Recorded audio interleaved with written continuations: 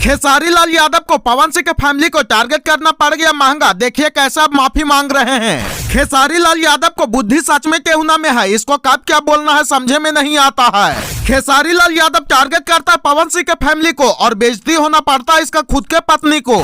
जब खेसारी लाल यादव को नहीं बोलने आता तब इसको नहीं बोलना चाहिए, लेकिन बिना मतलब के ही पवन सिंह के फैमिली को खोदले चलता है। दोस्तों, पवन सिंह और खेसारी लाल यादव के विवाद तो सोशल मीडिया पर आग की तरह लहर ही रहा है और लगता है कि यह विवाद बिना होली के रुक ही नहीं सकता है। लेकिन उससे पहले जो मर्दानगी दिखाने के बाद खेसारी लाल यादव पवन सिंह को कर रहे थे, उसमें अगर किसी के फैमिली का सबसे ज्यादा बेइज्जती होना पड़ा है तो वो है खेसारी लाल यादव के फैमिली। अब बोलिएगा कैसे, तो सब कुछ जानने के लिए बने रहिए आज की इस वीडियो में। दोस्तों, आज से कुछ दिन पहले पवन सिंह और खेसारी लाल यादव का विवाद शुरू हुआ था, जिसमें विवाद का जड़ खेसारी लाल यादव को ही बताया जा रहा है, क्योंकि सबसे पहले पवन सिंह को खोदने का काम खेसारी लाल यादव ने ही किया है। उन्होंने अपने एक इंटरव्यू में बोले थे कि पवन सिंह का अब एज हो गया है और जब वो किसी हीरोइन के साथ में नाचते हैं तब वो अब अंकल के टाइप के लगते हैं।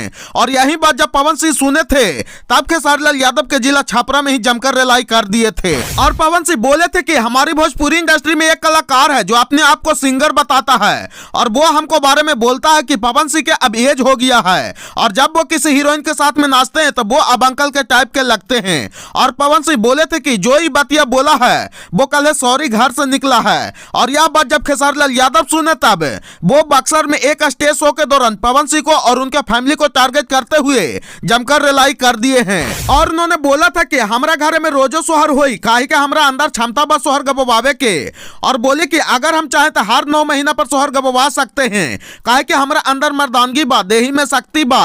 अगर बा पवन सिंह का अंदर मर्दानगी और देही में शक्ति तब वो अपना घर पर सोहर गबवा के देखें। और बोले कि अगर पवन सिंह मरियो जाएंगे तब भी उनके घर में सोहर नहीं बज सकता है, हम तो हर 9 महीना पर बजा देंगे।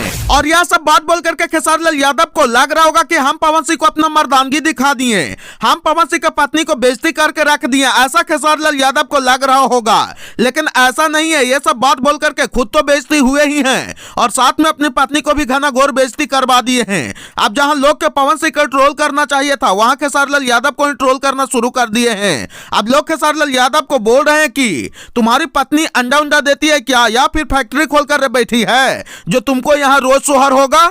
और बहुत सारे लोग खेसारी लाल यादव को ट्रोल करते हुए बोल रहे हैं कि अगर नहीं तुम पढ़ा लिखा है तो हम तुमको बता देते हैं, पहला प्रेगनेंसी के 2-3 महीना बाद मेहरारू के पास नहीं जाया जाता है, फिर भी 9-2-11 महीना, तो फिर हर एक महीना पर तुम सोहर कैसे बजा देगा जी। और हो भी जाएगा तब मेहरारू को रेस्ट भी दोगे ना जी, कि एकदम 3 चास 4 चास जोतते रहेगा। और खेसारी लाल यादव बोल रहे थे कि आप जैसे मेरे भाई हैं, आप जैसे लोग हैं तो हमको घरे रोजो सोहर होई। तब मतलब कहना क्या चाहते हैं, आपसे ना होगा, भाई सभी करेंगे तभी होगा। मतलब तुम भी खुद के मर्दानगी पर नहीं बल्कि भाई के ही मर्दानगी पर उड़ रहे हो, मतलब तुम्हारे अंदर भी क्षमता नहीं है। और खेसारी लाल यादव ये सब आज्ञाकारी वाला बात बोल करके पवन सिंह के और उनके पत्नी को बेइज्जती नहीं बल्कि खुद के और अपना पत्नी को घना घोर बेइज्जती करवा लिए हैं। इसलिए खेसारी लाल यादव जी कुछ बोलने से पहले सोच समझ लीजिए, ऐसे ही दारू के नशे में कुछ भी मत बोल दीजिए जिसके वजह से आपको फैमिली के बेइज्जती होना पड़े।